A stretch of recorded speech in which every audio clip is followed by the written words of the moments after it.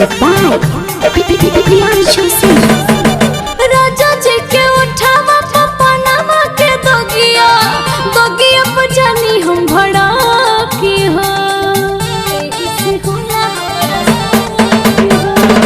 राजा जी के उठावा पपनामा के दोगिया दोगिया बजानी हम भड़ा की हो। तो हवे लड़ी कोई एक बिगोड़ सैया एही से होला हमरा साथी हो। अरे हवे लड़ी कोई एक बिगोड़ सैया एही से होला हमरा साथ हो।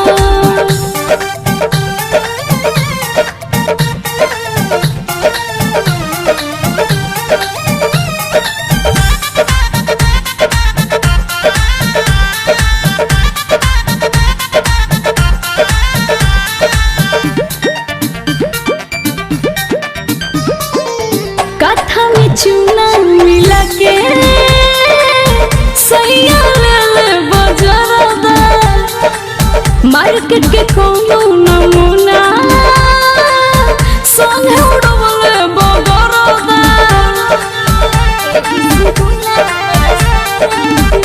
अरे कथा में चूना मिला के सैया ले बजरदा मार्केट के कोनो नमूना संगे उड़वले बगरदा।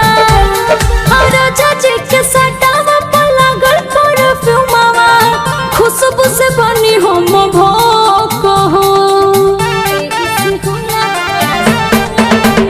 अरे राजा जी के सटावा पर लागल परफ्यूमवा खुशबू से बनी हम भोक हो।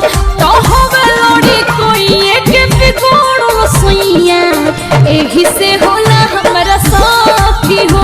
अरे हवे लड़ी कोई एक बिगोड़ सैया एही से होला हमरा साथ हो।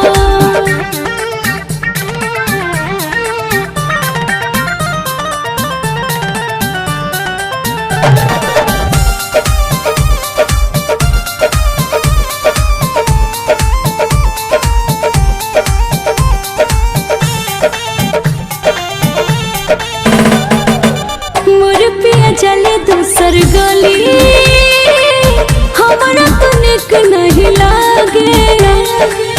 जो दिल है सब तिनिया लागब छोलनी से दागे।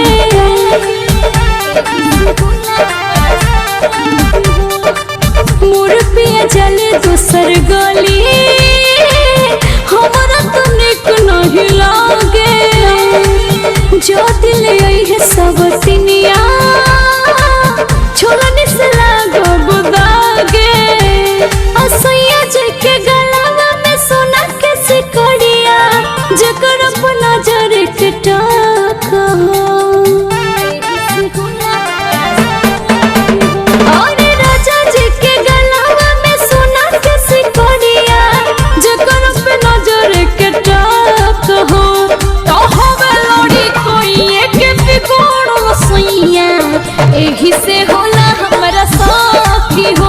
अरे हवे लड़ी कोई एक बिगोड़ सैया एही से होला हमरा साथ हो। अब तो सुधर जाइए।